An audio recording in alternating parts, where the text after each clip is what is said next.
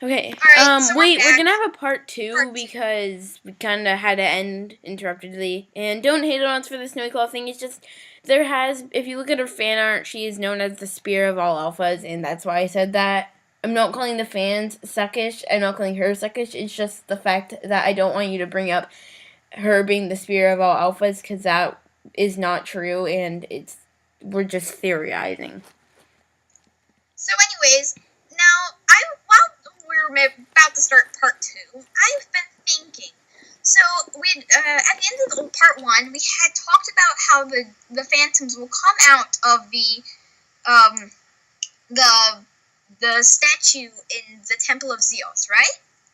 Well, if you go down to the fire pit in the Sprea Forest, Maya comes out of that, which makes me think, and I had started to make this theory at the part 1, is since the phantoms were already banished, what if the phantoms, using the last of their power because they had both Maya and the alphas attacking them at this point, using the last of their power, they had actually banished Maya. They couldn't banish the alphas, but what if they had banished Maya too?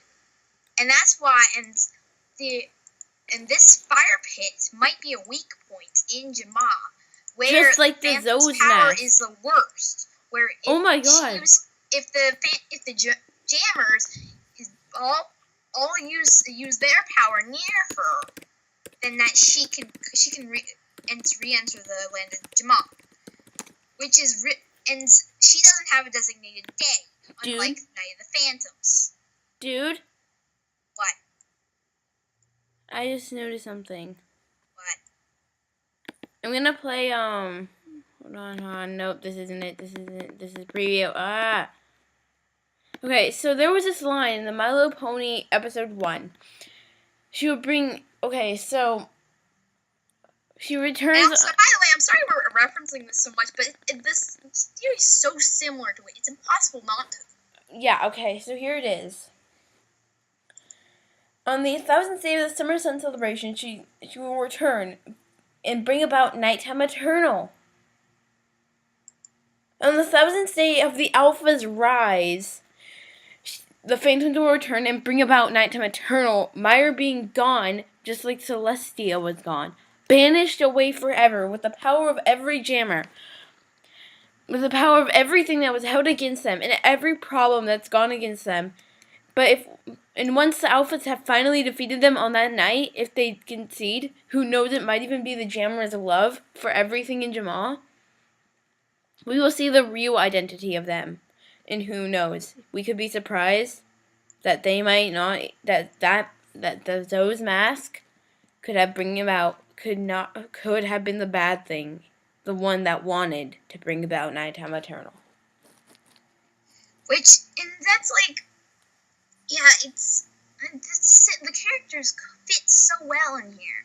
Just think about it. So if the original battle was between the Phantoms and what if it was the mask that was wanting to be evil and not them? What if the mask got polluted, filled the Phantoms took the Phantoms' hate, just like the nightmare spirits in the comic books. And they released it and that creates the King Phantoms. That creates and then and then the owner of the mask transformed into the Phantoms, and yes, I'm going into Transformers now.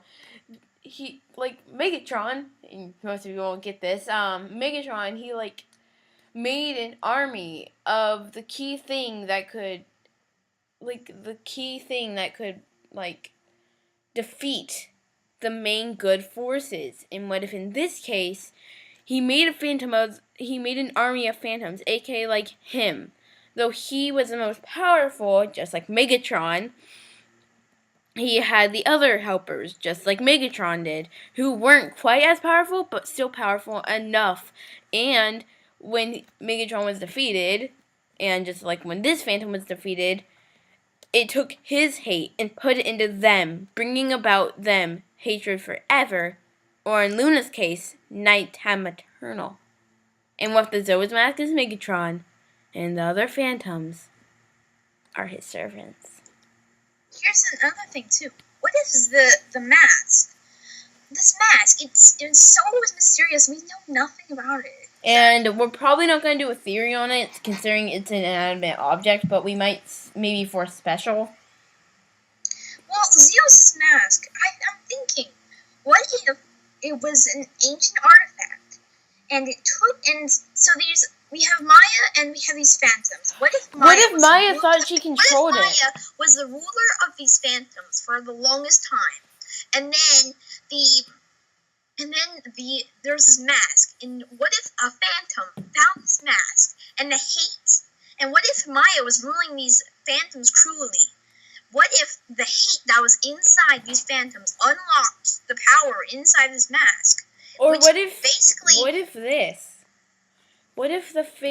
she was ruling them good, but the hate inside the mask took over the phantom?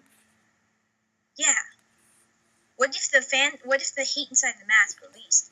Here's another theory on the mask. So, what if? Don't worry, guys. We know this is about Maya, not the mask, but the mask. If we ever do a full episode on it, which we probably won't, it will probably be a special. And it's the Maya and the mask are very, very interlocked. So it's night and day, pretty much impossible not to cover one subject and not the other. Yeah, so it's kind of hard to do a separate episode on them. That's why I said if we did a separate episode, it would be a special. Because we would have to legit think about that. And just so you know, guys, we don't have a script. We go off the top of our head. Yep, and that's why we come out with some really weird stuff. Like that Megatron thing, but it did relate. What if the story of the Phantoms is completely untrue? And now this is going to be really weird, so hold on to your hats. So what if the story of or in this case, hold on to my Snapple. You're crazy. Anyways, so what if the stories of the Phantoms is a fairy tale told to children? What if? Like the Nightmare Night Pill. What if what really happened was that Maya was the ruler of all the jammers? And what if a jammer, or in this case, or what I'm thinking, the alphas found the Zeus's mask, which basically unleashed its power upon the alphas. Wait a minute. And that released Temple of Zeus now. Alphas, creating the Phantoms. Now, what if the Phantoms and the alphas, Temple of Zeus. I just noticed something.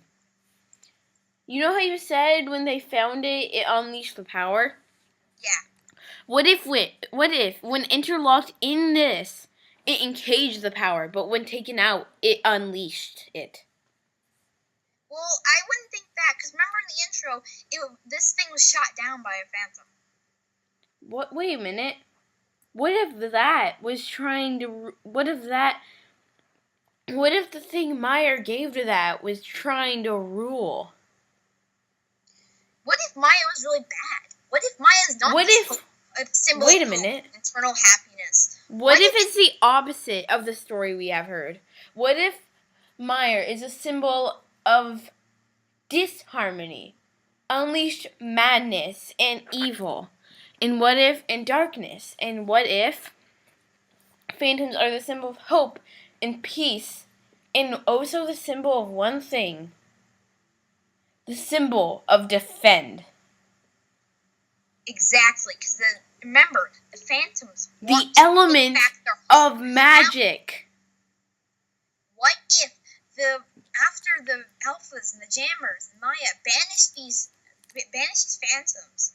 What if the reason it's told as a fairy tale was because it was too... If they told the jammers, they would think that Meyer's the bad guy and give the phantoms hope, and maybe that will make the Zeus mask turn them evil once more. Or what if the truth is held inside the Zeus mask, and that only the phantoms and the alphas know of it, and the rest of Jamaa thinks that the Zeus mask is a symbol of, because they're too blind to see beneath it, they think it's a symbol of hope. They think it's a symbol of Maya, who is really this evil, who they think is this wonderful god, and instead it's a demon. And we're probably going to I think we're about ready to end it off since this is only part 2. Yeah, This was we'll do more on this later. It's a really cool subject, and there's not a lot known, so there's a lot of room for us to theorize. But we don't want to do it at once, so.